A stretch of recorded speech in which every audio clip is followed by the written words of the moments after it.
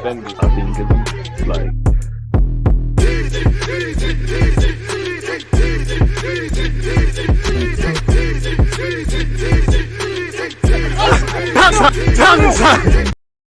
It's been a minute. People, Deluded, I'm back again. Thank you very much for tuning back in each and every time. You know, one love to the Twitch gang who are watching and reacting live in real time. One love to the YouTube gang that look after this on the replay. Of course, you know, I love the Apple and the Spotify viewers. Welcome back to another edition of the DG podcast, Deluded podcast, really and truly podcast, whatever you lot want to refer to it as, people, just as long as you're here. Make sure you're following across Apple, Spotify, Snapchat, Instagram, Twitter, all those things. All the information is in the bios or the channel landing page and things. And, you know, I haven't been on Twitch in a while, man. One love to you. Like I say, a while. It's only been like 3 days, man. But honestly, man, it's very difficult for me to take a break. Not because I know I don't need one or do need one. It's just because it's effing crap without you lot, man. You lot are the guys, man, and the gals and whatnot. You know, I find it fantastic. I always say to you lot gave me, among everything, yeah, gave me a reason, a purpose in life. And I just feel as a man, especially as a young black man in society in the UK, you need a purpose, man. And I feel,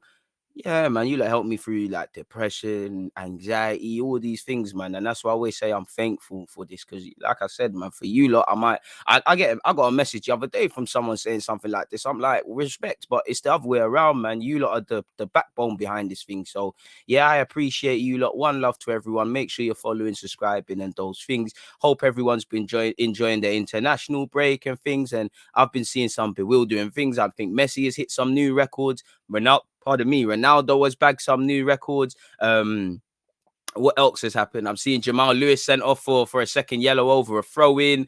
Pardon me. We all saw in the Nations League final the offside. And do you know what? Yeah, I always find myself with the offside rule, people. Is it my fault now? Because again, personally, I find it very ironic that Barcelona players are talking about injustice, but you know, apparently Mbappe's ruled as not offside purely because Eric Garcia's tried to play the ball. But what does he expect to happen? You know, you can't play the ball. You can't put your arms up to try and defend. You can't slide. So you can't do any sort of defending. And I always find myself feeling away. It's like, can I get angry at that? Because if that's the rule now, that's the rule.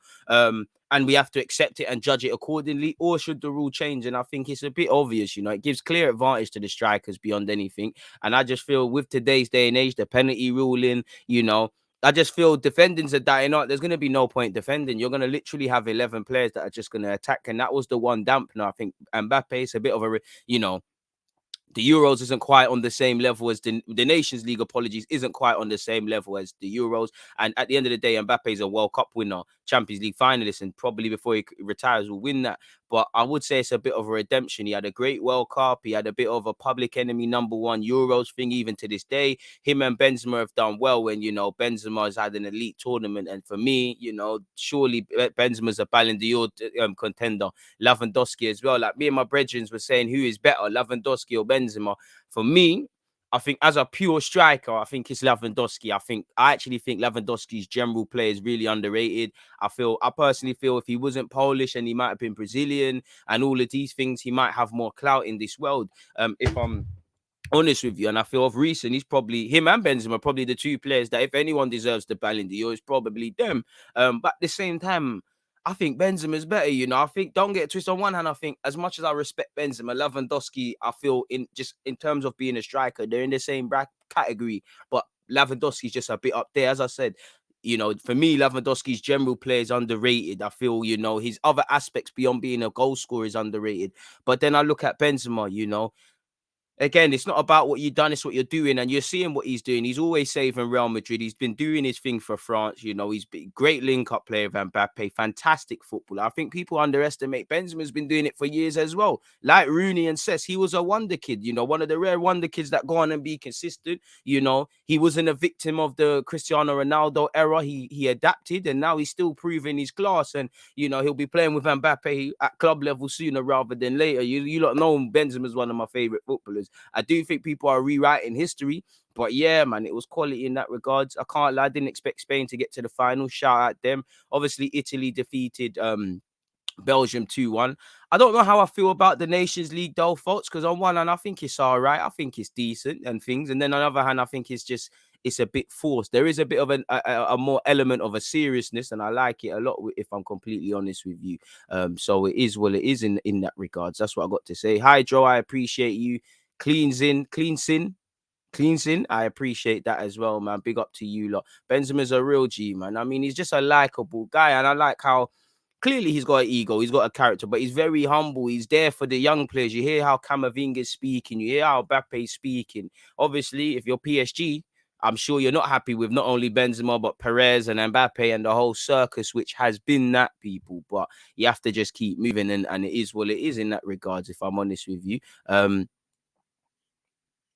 Yeah, man, life keeps spinning, really. Like, you just have to keep going, man. And on that topic, as usual, I hope everyone listening is doing well and safe. You're in good spirits. You're in all of those sort of things, people. Without you lot, there's an issue. Slick is saying the Nations League is getting better and better. It is, I swear Portugal won the first one, then obviously France, and Spain had a bit of a shocker. Gavi's done what he could. Again, Busquets has reminded people that the Busquets you're seeing for Barcelona ain't the same Busquets. I might not be the Busquets I was 10 years ago, but I'm vintage. If there's legs in and around the team, I can do a thing.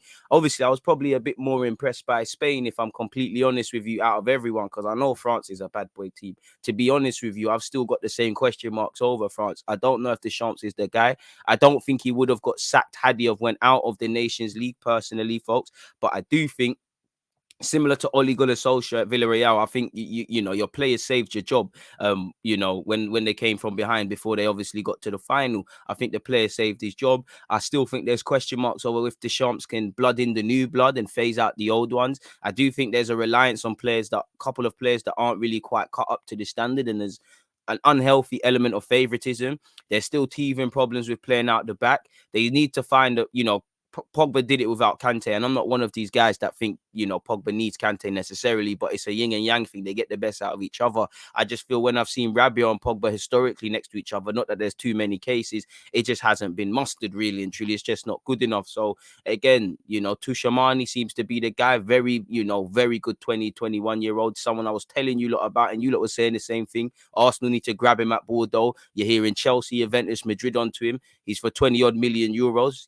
Again, I think if I'm Real Madrid, and we're going to get onto Hazard in a bit, but you might as well do the French connection thing, in my opinion. You've got Camavinga, try get Pogba on a free. Tushimani's 20 odd million euros can't be that most expensive. Apparently viewed as a long-term replacement for Casemiro, and he's very interesting. I think he's got the physical qualities. I think he's got the passing. I still think at international level he's a bit shy, but it will come, obviously. Shout to Guendouzi for being part of the squad as well. Not too bad. Captained Marseille in one of the recent games.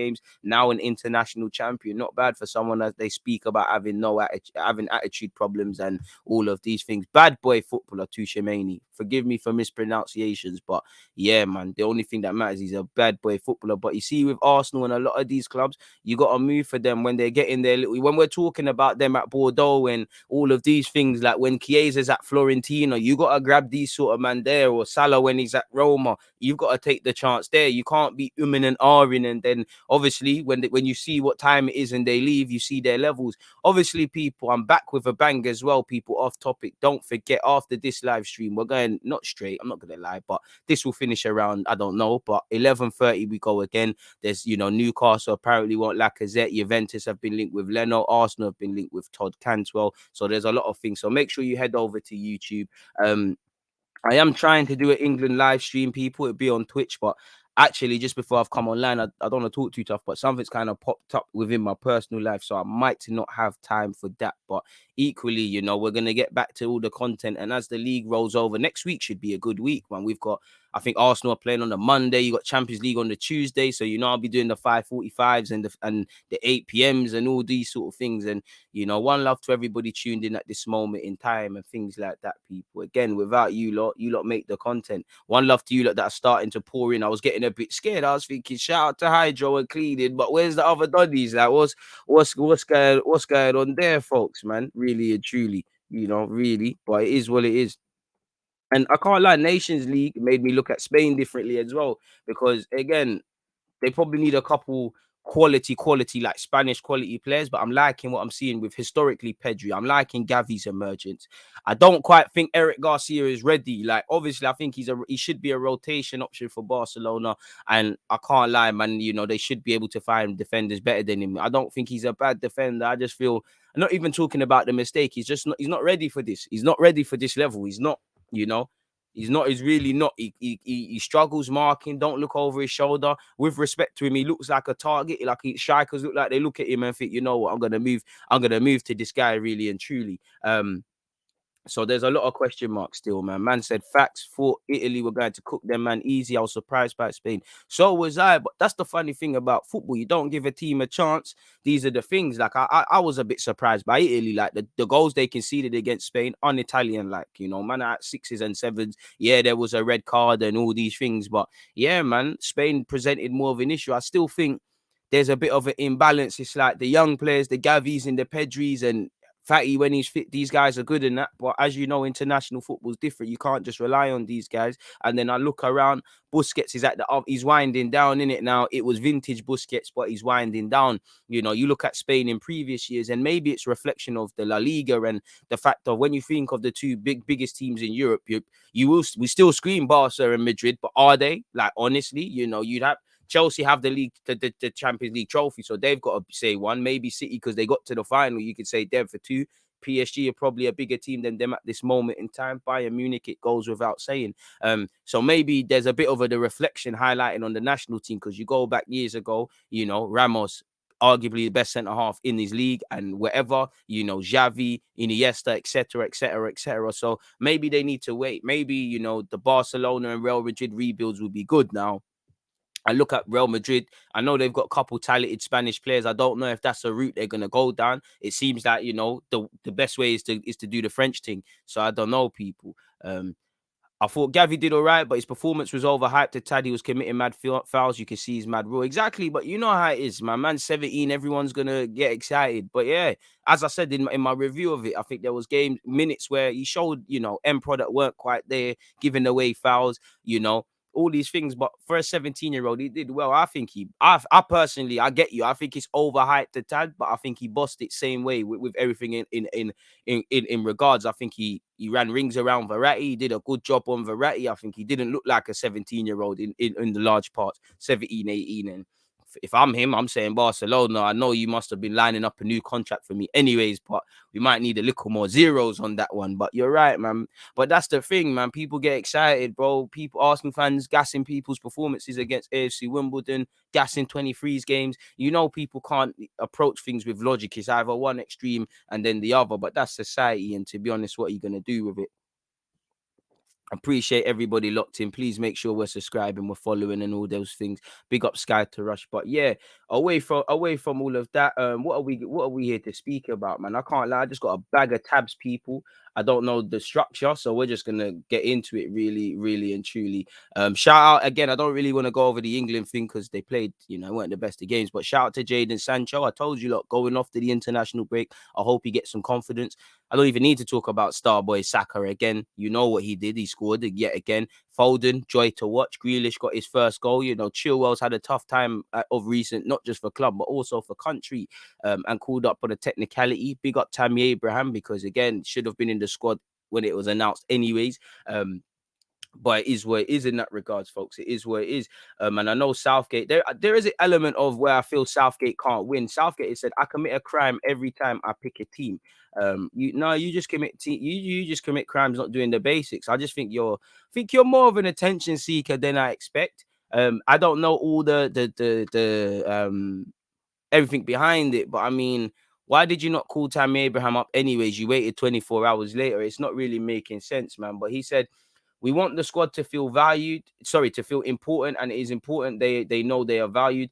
I was really impressed with the quality of performance against Andorra. Shout out to James Ward-Prowse, I'm sure, as well, for bagging, because he deserves it. Should be in the squad anyways. As well as the application, we are hitting a really consistent level of performance, which is great to see. So yeah, man, he talked about how exciting he is. He said, I have a headache and I commit a crime every time I pick a team. And he also said, when asked about Foden, we have so many good players and such a good and strong competition for places. There are lots of players that did their own confidence and own reputations, a lot of good, and it's pleasing to see. As much as I agree, we've got to discount a bit. Like, you know, we're playing with respect to Andorra, we're playing some nobodies. Like, there was an incident, who was it? Jadon Sancho's dribbling past, bro, some 70-year-old man. He's pulling up on his hamstring. So it is good for confidence, but let's keep some perspective. Shout out to Mason Mount for being nominated for the Ballon d'Or award, people. And to be honest, whether you win it or not, that's the stuff you dream of as youths. I know Jorginho's there.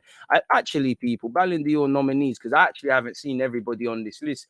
I'm not taking it seriously if I don't see Benzema, Lewandowski. To be fair with you, if I don't see N'Golo Kante, you know, Messi and Ronaldo, they're just gonna, pardon me, lick their asses and give it to them anyways, even though it shouldn't be.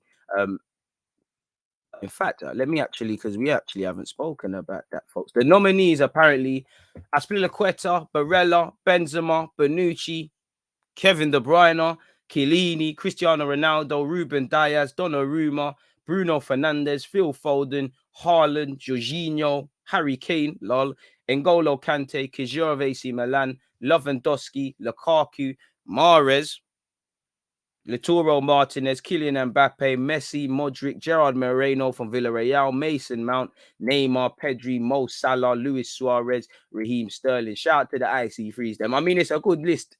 It's a good list. You know, it's going to come down to Messi and Ronaldo without a doubt. You know how the thing goes, people. It's going to be one of them. But let's assume they didn't exist. Who would I give it to? For me, it's between Lewandowski and Benzema. Haaland, I wouldn't quite give it to him, but he deserves it. I can't lie. I wouldn't give it to them, but Kante and Jorginho have strong cases. You know, obviously, when you look at Kevin De Bruyne, Martinez, Lukaku, players of that ilk who have, you know, they've won the league title and whatnot, people. So it is what it is. And you're right, my guy. My Messi prob wins. Messi was good. Luis Suarez, Mo Salah is Mo Salah. Pedri had a good year. Neymar does his thing. Mount, you know, he won Champions League, fair enough. Moreno did his thing for Villarreal. Sterling, Gaza, you should be winning it. You know, best in the league, along with Ethan Pinnock, best centre half. You know, Bobby Reed, best striker. You know, who else am I missing out? Bailey, best in his position. You know, I like it for Luis Suarez, and I mean, to be honest with you, I think it sums up Barcelona's decision making. You know, you said Suarez was finished. He scored against you and buoyed you. He helped Atletico win the league, and he also said, you know, and he also, you know, it was a redemption. You know, it was cast off, and he's shown you, he's highlighted how poor Barcelona's decision making are. You know, Olden but golden. So I think everybody on this list deserves it. For me, you know, even Ruben Diaz, I would actually like to see a defender get it, because, you know, in defend, it's not rated in today's day and age. And, you know, I genuinely think you're going to see 11 attackers. There's no point defending. You know, you got VAR shagging, the offside rule is mad. You know, there's no point. We already look, you know, ball playing is the first thing you say about centre halves. I know the game's got to adapt, but we're getting into a scary territory. So, as I said, for me, it's probably Lewandowski or Benzema. Benzema for me. You know, if no one else is gonna get it, then, you know, I can't lie. I'm team Messi every day of the week. And a man said, if Virgil van Dijk didn't win it last time, there's no way Diaz can win it. Facts, bro. And this is it. But I would like to see, if by the way, people, apparently Wayne Routledge is retired as well. By the way. But I'll just like to see someone else win it, man. Someone else in general win it, because don't get twisted. 9 times out of 10, Messi and Ronaldo, and even probably last year, they did amazing stuff. But I just feel it becomes I just feel Messi, you know, obviously I'm a fan of Messi. I like Ronaldo, of course, but I just feel there's this weird little sort of religious following, to the point where it's like you just football is bigger than them. You know, they are the biggest guys, but football is bigger than them. And it just doesn't mean just because they're them, you have to you know, you have to consistently throw it. You have to consistently throw things to them. And I just feel there's this, I hate when I see comments like, oh, as long as they're fit, I mean, as long as they're playing, you have to give it to them and things. I just find it a bit cringy how, yeah, it's just some borderline religious thing. You know, I mean, Kane did his thing last year. You're forgetting he plays for Spurs. I don't need nothing else other than that. You know, Kane could score 100 goals. He plays for Spurs. I'll still be like, no, no, no, no, no. The minute he goes Man City is where we start rating his thing. As I said, Jorginho, Kante, Mount, you know, they won the league. I mean, they won the Champions League. So again, for me, Benzema, Lewandowski, if not them.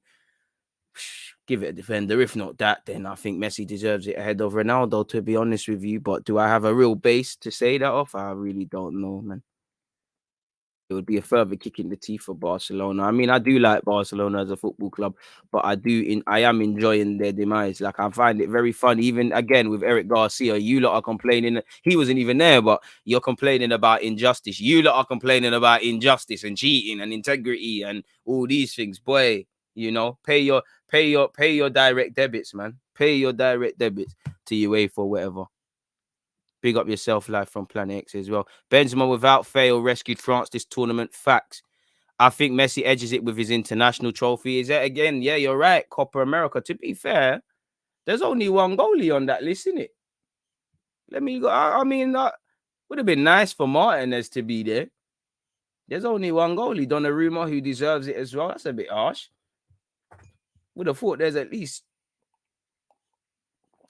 there's one goalie. There's Aspilicueta 1, Benucci 2, Chiellini 3, Diaz 4, Kijir 5. I think that's 5. Unless I've missed something out, that's 5 defenders. No, what? No fullbacks. Well, Aspilicueta, I'll claim you, but you know Aspilicueta's one's a bit different. He plays everywhere, man.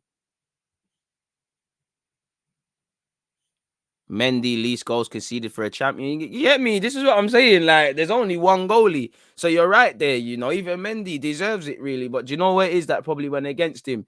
There's bare Chelsea man there. But again, it's for Chelsea man to explain and answer. But would you say, and you can never underestimate anyone's I'm just to play devil's advocate. You can't underestimate anybody's contributions, especially Aspilicueta and what he's done. But would you say Aspilicueta's contribution to helping Chelsea win the Champions League is ahead of Mendy's?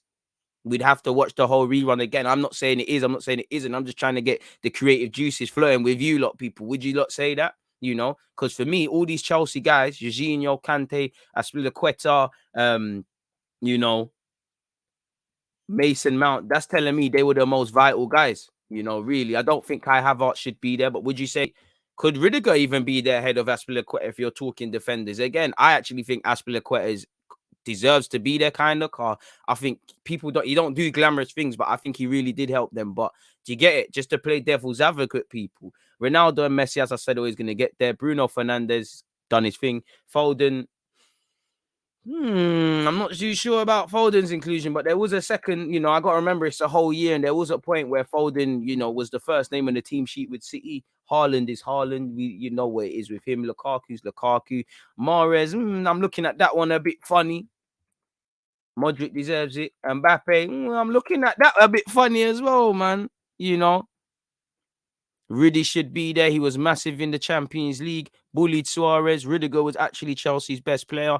And yeah, man, Rudiger and Mendy, because I swear, maybe not Rudiger, but I swear Mendy's in the what's it called again, folks, man? That that UEFA team, the UEFA thing. What was it, man? When they're doing when they were doing the draws for the next round and they do that, is it team of the year or something like that? I'm sure Mendy's the goalie / if it's not that, Mendy won the golden glove or something like that.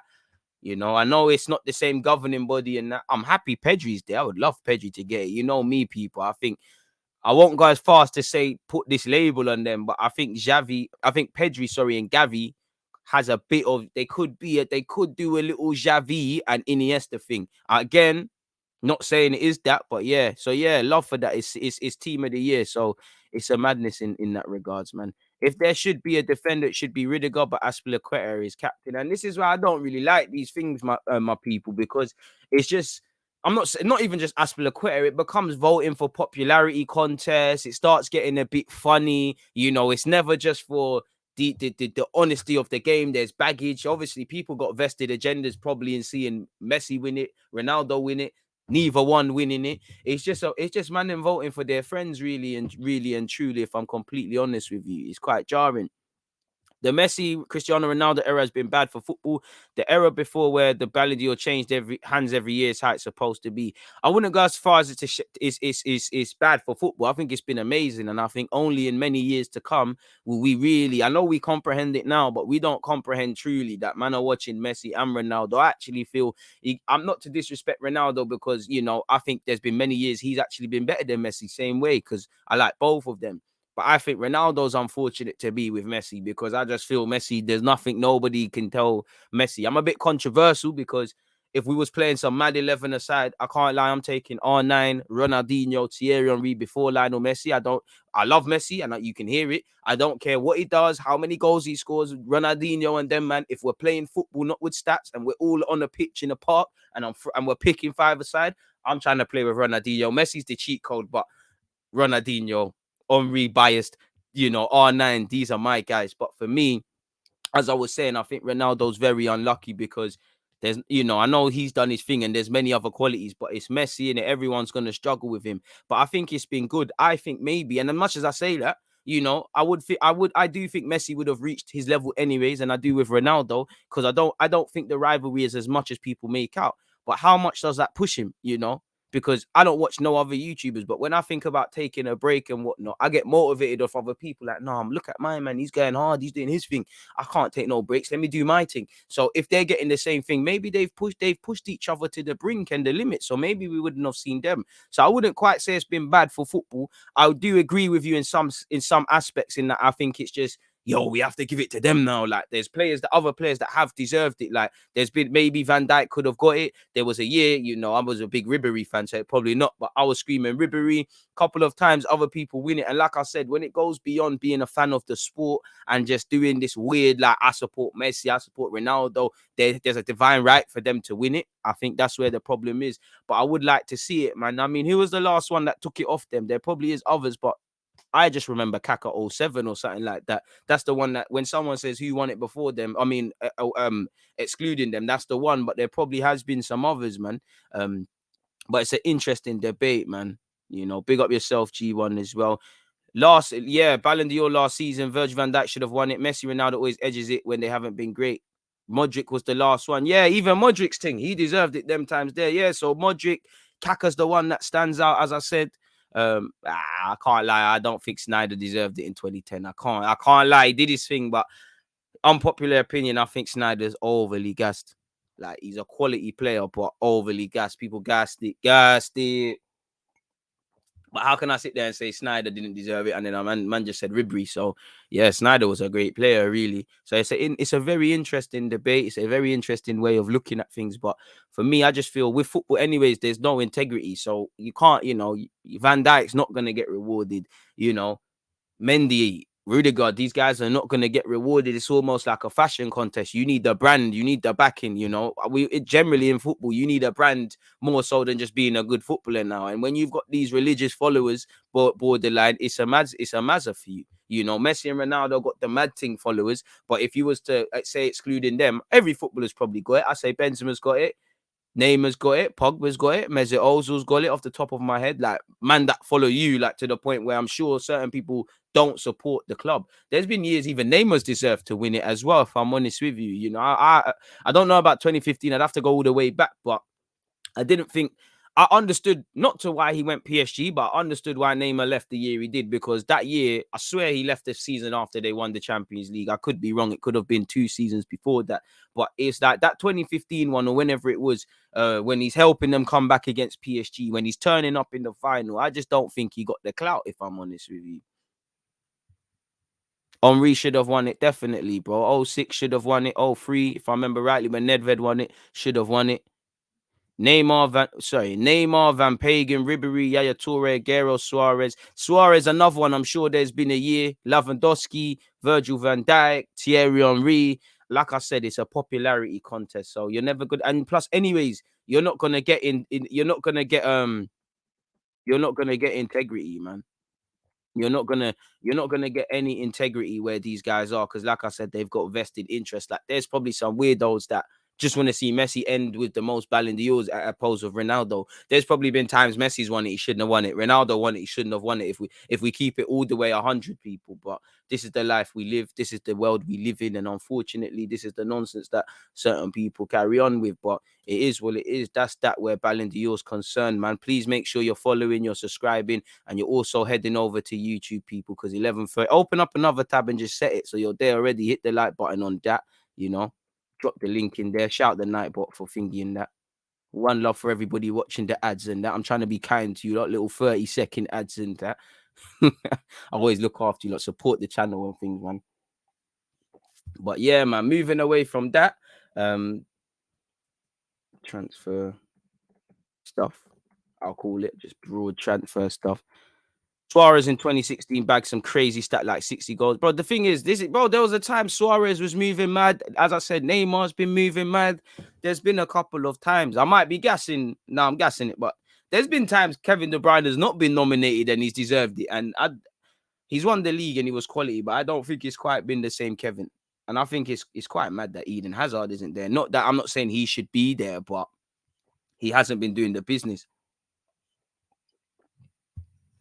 which is mad. Apologies, people. Let me just finish that tea. It's gonna get nasty if I don't do what I'm doing. But yeah, man, let's get into this transfer sort of stuff, people, man, and see what's going on. If I share my screen with you, lot, is it actually gonna allow me? Yeah, we can just cover everything. First things first, Juventus target Paul Pogba with Aaron Ramsey offered as a mate weight to Manchester United. I mean, they technically did try to almost sign him, and then we bagged him in 08, but Aaron Ramsey's going to be offered. Juventus want to get rid of him. You know, he's injury prone. He's an expensive free transfer. The wages are an issue. And you've seen him linked with a return to Arsenal. You've seen him linked with Newcastle, which he could sign for.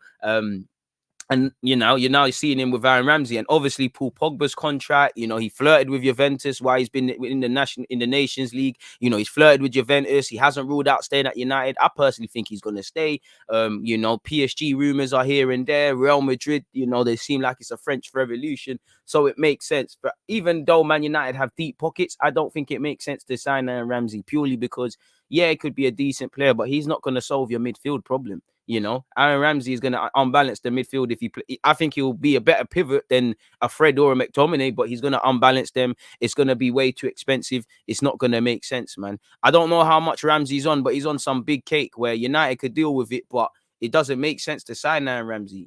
For me, Aaron Ramsey should be going to Newcastle. Man said 5 players Newcastle should sign in January. 5 is difficult to do business. But I would say, they've been linked with Lingard, they've been linked with Martial, they've been linked with Ramsey, I would say just look after business, man. There must be a couple of other players they could take. 5 is a bit much, but I would say look at them. If they want to take Lacazette, they can have Lacazette, they can have Rob Holding, they can have Mohamed El Nene, they can have these guys. But yeah, man, Paul Pogba's, let's scroll down and see what's happening, people. Juventus are determined to bring Paul Pogba back to Italy, with the club prepared to use Aaron Ramsey as a bargaining chip to help the Manchester United midfielder.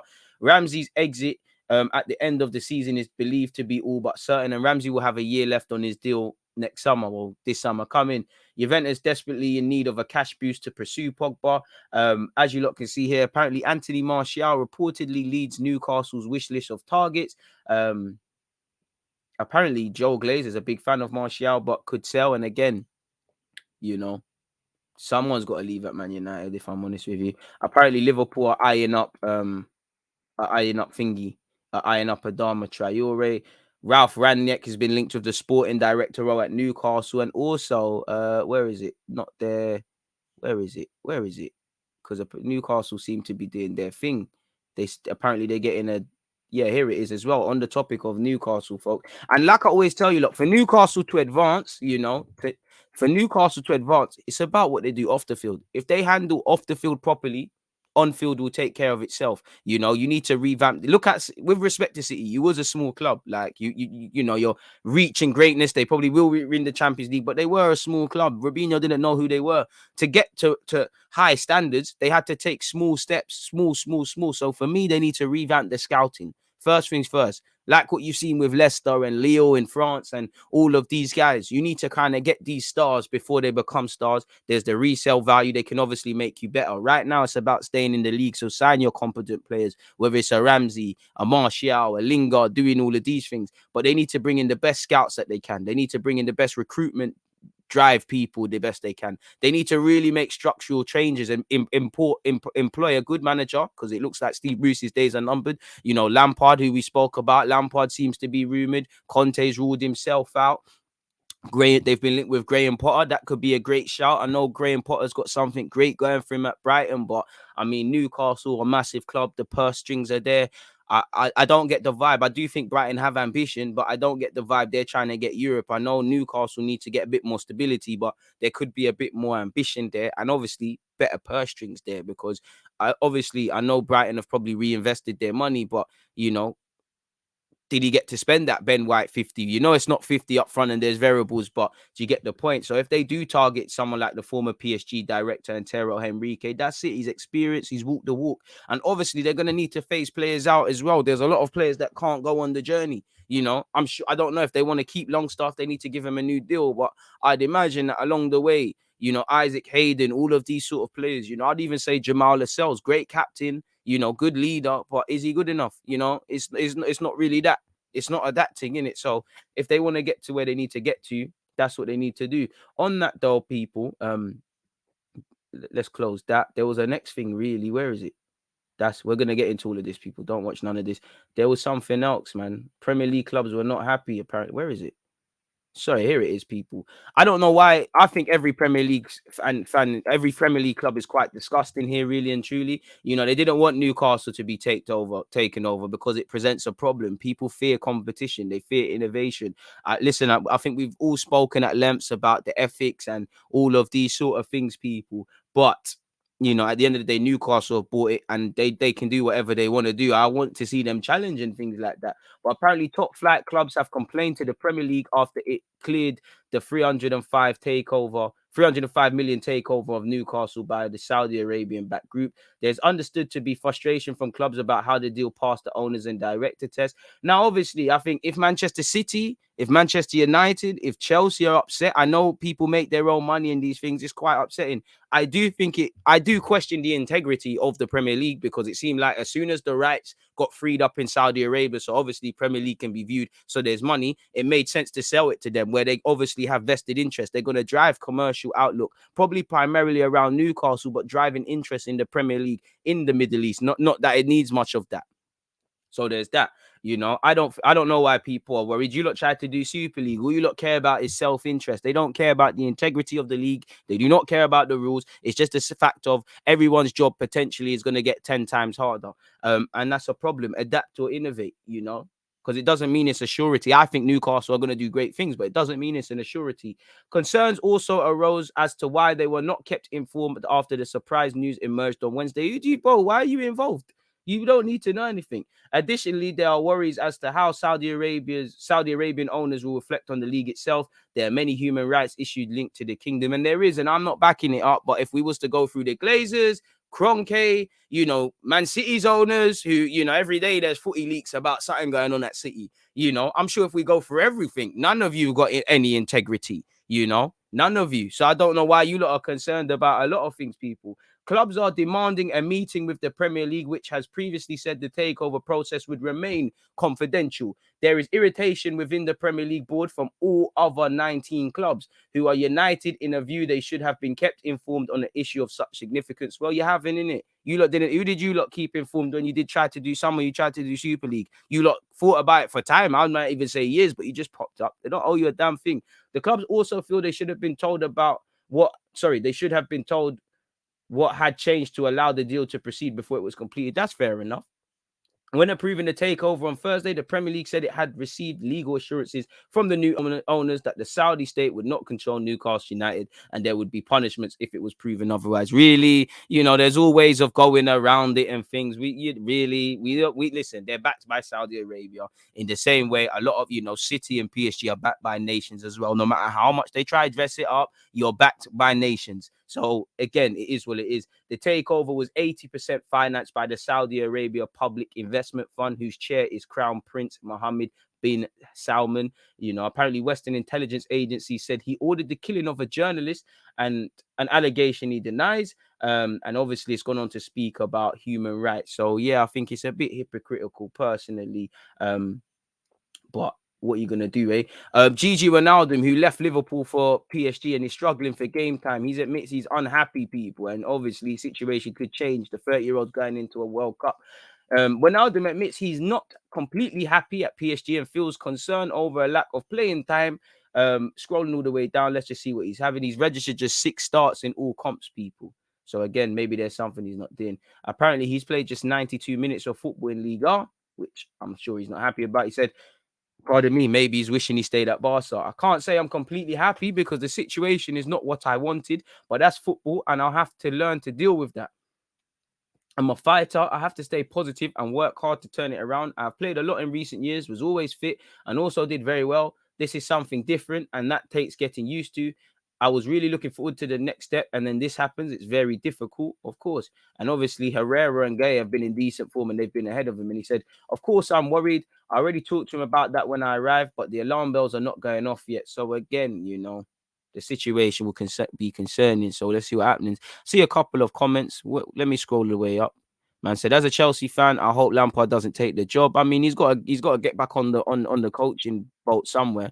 If Newcastle get Lampard, then that will tell me everything about their ambition. I hear that, but you've got to run. You've got to be able to walk before you can run. Like at a point, Man City were doing the Galactico thing with Mark Hughes. He was buying what's that man? Is he from Peru, the striker they bought from Blackburn? They're buying all them sort of players to get to the point where you can grab a Pellegrini and then eventually get to Pep Guardiola, etc., etc. And I don't think Lampard. I don't know, man, because you spent 200 odd million, it didn't really work. I feel they should be, I think Eddie Howe's been linked with them. I think Graham Potter would be a good fit. I think if you can tempt Rafa Benitez back, which is unlikely, the Conte thing's gone. Obviously they've been linked with Favre. That could be a good one. I think you need an experienced hand to steady the ship. And then obviously when you get a bit more stability, then you can be a bit more innovative in what you're doing. I need Lampard at that Newcastle job. He needs to be exposed for the fraud that he is early in his career so that he doesn't use that English tax to bag jobs consistently like Big Sam Pardew and them. And to be fair, Big Sam does his thing. How do you feel as an Arsenal fan with Newcastle aiming for Europe from an Arsenal POV? Well, to be fair, in the next recent years, I'm not necessarily scared, but at the same time, it's a thing like, what can man do, bro? Like, the reality is you adapt to survive. Arsenal haven't been pushing towards the start of the top of the league. So what are you going to do? You either climb up on that rope or people try and lap you and stuff. It's like Squid Games, innit? Like for me, I'm looking at the now Newcastle, but I'm looking at Leicester, Leeds, Wolves, these sort of things. So again, it don't really affect me because what can I do really? If we don't want to do serious things, other people are going to do serious things. In the next 10 years, bro, them man there could overtake and do things in terms of what they, in terms of challenging. But boy, it is what it is. Like I can't lose sleep over it. What shall be, in it, really. And the league's gonna get that to that stage, people, where it's gonna be like NBA, where I think we're many years from this, where there's several teams that could win the league or several teams that could do bits in the cup and all of these things. I don't know if we'll have all teams in the Prem ever challenging for it, but I think we're getting there. It used to be top 2, now it's top 4, it's top 6, now it's probably top 8/top 10. It is what it is, man. It is what it is. Walk with Potter and eventually be able to run with him. That's a shout. Yeah, Santi Cruz, these sort of guys there, man.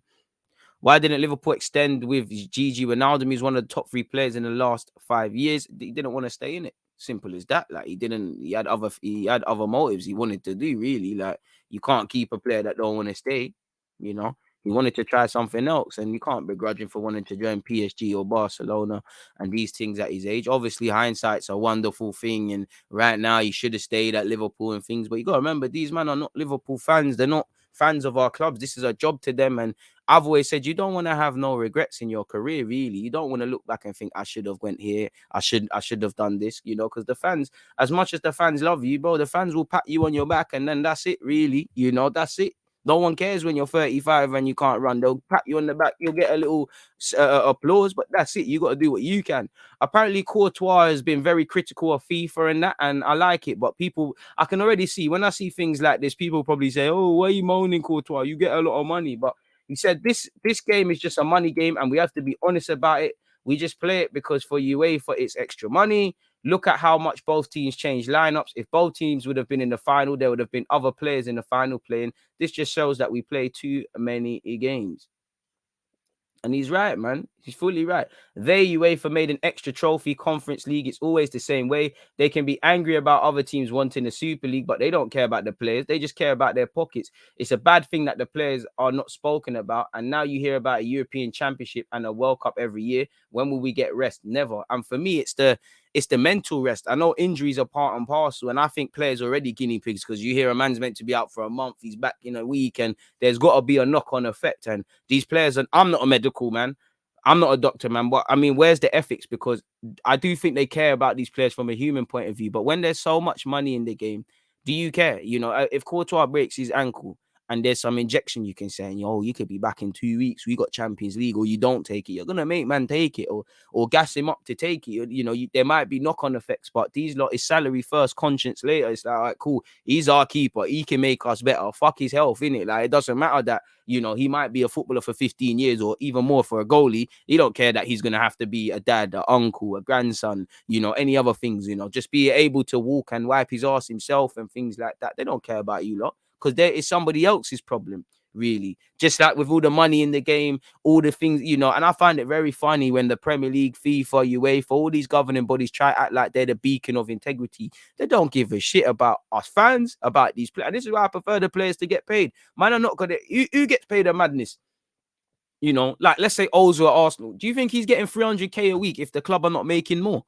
Think about it logically. The sad thing is the players are in the public eye, and the Super League kind of showed that. But come on, logically, if you own a company, you're not gonna pay a man 300k a week if you're not making more on him, whether that's commercially or whatever. Really, you know. He said, we are not robots. It's just more and more games and less rest for us. Nobody cares about us. So in the end, top players will get injured and injured and injured. It's something that should be much better and much more taken care of. We are not robots. It's just more and more games and less rest for us, and nobody cares about us. Next year, we have a World Cup in November. We have to play until the latter stages of June again. We will get injured. Nobody cares about the players anymore. 3 weeks of holiday is not enough for players to be able to continue for 12 months at the highest level. If we never say anything, it will always be the same, and it's just going to get worse, man.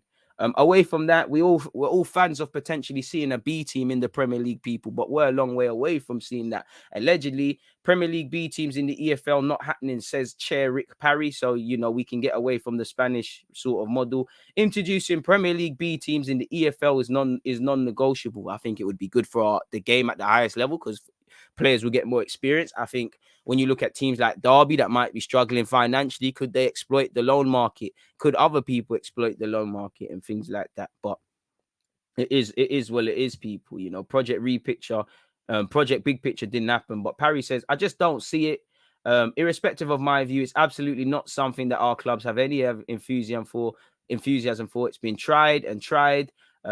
Greg Clark introduced at the very start of Big Picture, and I said that's non-negotiable. It's not happening. Frankly, I don't see it being on the table. I've spoken quite a lot about fresh ideas, new thinking, not having preconceived ideas, but I've got a preconceived idea about B teams, and that's not within the boundary. So again, this guy don't want to be adaptable to change. The strength of the EFL is that every one of our clubs sits at the heart of the community.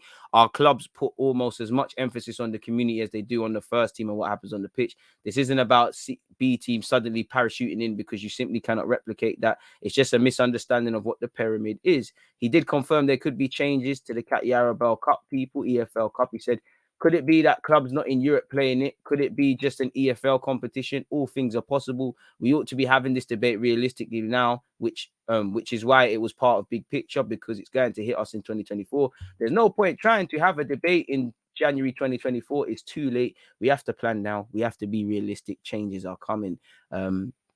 Away from all of that, we've covered that. Apparently Eden Hazard, he's being linked with a return, people, and I know Roman Abramovich loves the guy. Apparently Eden Hazard returning to Chelsea is a rumor that refuses to go away, obviously, as he struggles, people.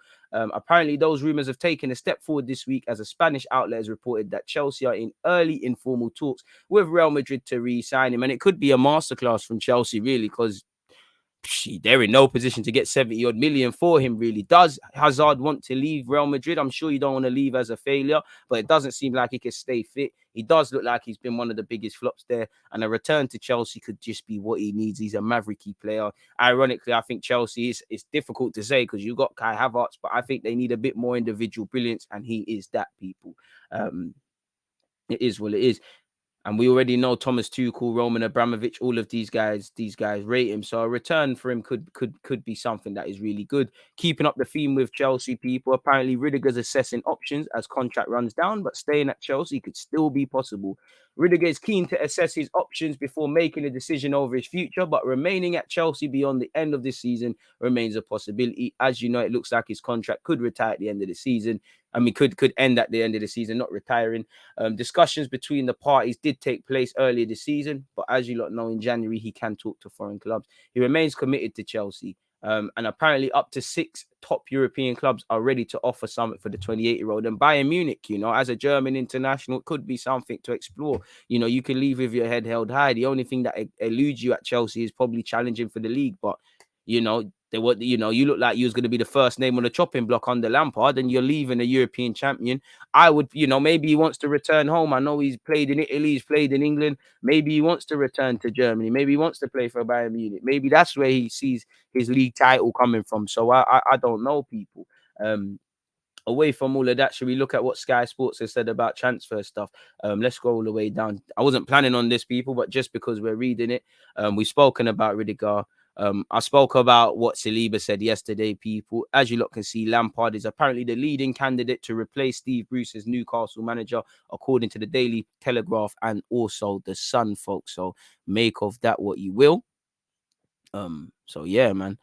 Keep the questions and whatnot coming in. He won the league under Conte. Yeah, apologies, man. Apologies again. With so much football going on, can't remember them thing there. So yeah, he's a league champion then. Who's been the biggest flop? Hazard at Madrid, Sanchez at United, Griezmann at Barcelona, Mustafi at Arsenal. I mean, Mustafi shouldn't be among them in it. So like probably Mustafi, but I think Griezmann underwhelmed. Probably Sanchez. Hazard could be. They could all be there. I'd say Sanchez because I really thought Sanchez. For me, anyways, I thought Sanchez was going to be bigger than Van Persie. I thought, in hindsight, he might have been declining. It might have been something we didn't know, but I was looking at his, when he was misbehaving, it's like, he don't want to be here. He's going to go United, turn up. So I'd probably say him, really and truly. He would be our 10 again. To be fair, he would be a madness, but at the same time, sometimes it's best to just leave romances alone. But I mean, you could probably sign, in my opinion, I'd be saying, listen, give us Hazard for half or a loan with an obligation to buy or something, really. It's a masterclass. You could check Madrid, really and truly. As you lot can see here, there's been informal talks with Chelsea over that. Real Madrid are preparing to sell Hazard to fund a deal to sign Haaland. I mean, how much are you going to get for Hazard? Who's going to give you the 70 million? Maybe if Mbappe says, I'm leaving, PSG might help you out. You probably will see a hell of rumors with Hazard and Salah to PSG. Christensen has apparently reportedly agreed a new deal at Chelsea and he'll double his wages. We've been linked with Alex Oxlade-Chamberlain, which I've spoken about before. Tottenham are apparently as a replacement for Harry Kane, considering Morata, lol, while Raheem Sterling, who's also been linked with Barcelona, where is that, folks? Apparently wants to be sure he remains a key part of Pep Guardiola's plans before resuming talks. As you lot can see here, people, this article basically says, long story short, Barcelona want Raheem Sterling if anything happens with Dembele. They believe Dembele wants to stay, but they have question marks over his agent's ambitions and things. And if he doesn't sign a deal, he risks waiting out the season in the stands, which I'm sure he doesn't want to do at all, really and truly, folks. So it's a bit of a brazy one, if I'm completely honest with you. So yeah, man, Courtois had a lot to say. He came out spraying, man. I think Lucien Favre could be a perfect man to start the project, has valued experience, and he gets along well with management, according to reports. Lampard is a scrub, though. At least Hughes had experience. Bro, you know how I feel about Lampard. I just feel between your uncle being Harry Redknapp and you talking the part, I just think it shows the privilege that certain people get. You got the Derby job off the back of doing effing nothing. And lo and behold, you struggled in the playoffs. You struggled at Derby. What did you do to get the Chelsea job? It's just because it's Mr. Lampard. So lo and behold, that man struggled. How can I be surprised? Really and truly. It's a bit mad. Appreciate that article, Don. Man had me stressing, even remembering that name, bro. Mustafi is a myth, man. It's an absolute myth. It's an absolute myth. As I said, people, please make sure you're there at 11:30. People, we're back over on YouTube. But yeah, man, with that, I don't think I've got anything else to say to you lot, folks, really, you know. So I'm gonna let you lot get out of it. It's been a fantastic, you know, it's been a fantastic podcast slash, you know, Twitch gang and whatnot. So yeah, if you're listening to this on Twitch, big up yourself for listening to this live. Big up the ones listening to Apple and on Apple Music and Spotify. One love to everyone watching it on the YouTube replay. So yeah, man, I'm gonna go live at 11:30. Again, we're back with the content now, people. It is what it is. Like I said, thank you for watching. Please make sure you stay safe and whatnot. And yeah, man, you know, we'll meet again. You know, I hang around like a bad smell. I'm out. Because you always use that active red light, defending. I think it's like